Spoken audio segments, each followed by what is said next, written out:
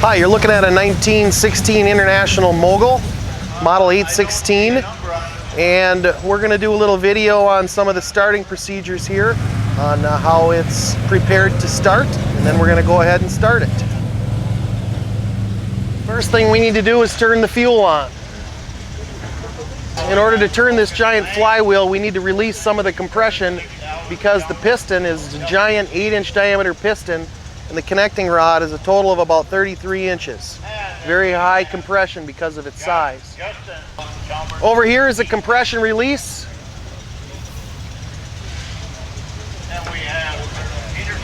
Next thing we need to do is make sure the oil is up to the top of the engine. There's an oil pump that needs to be primed. I'm going to give this about 20 cranks right here.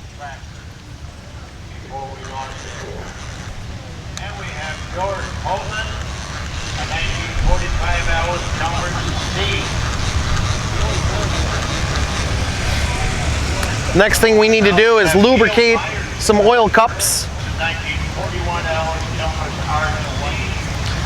When it's running in the field, this needs to be done about every hour. There's a couple more back here. Now we have Gary Norman, he 1956 Alice Chalmers WD-45. If you will notice, it has the The last thing we'll do before we try and crank the big flywheel is pump the fuel up into the carburetor using this fuel pump right here.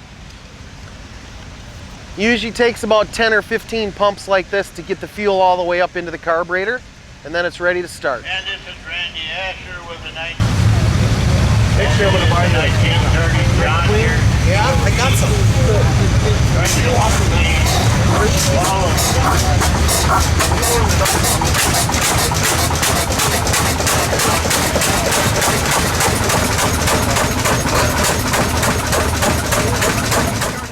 It's a model 816, so it's 8 horsepower on the drawbar, 16 horsepower on the belt pulley. Weighs about 4,600 pounds. It's a fairly small tractor, about 12 feet long. It uses a water jacket to cool the piston.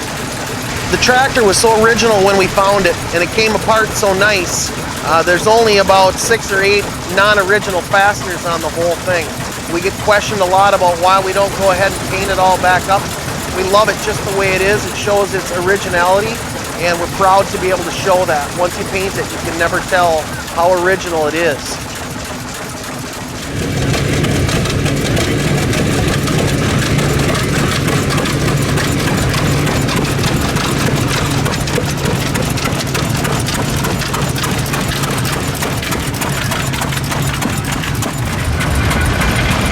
This tractor doesn't travel at very high speeds. It moves at about 1.5 miles per hour, and it uses a centrifugal clutch governor style throttle. So once it's running, there's no way to increase the throttle or decrease the throttle.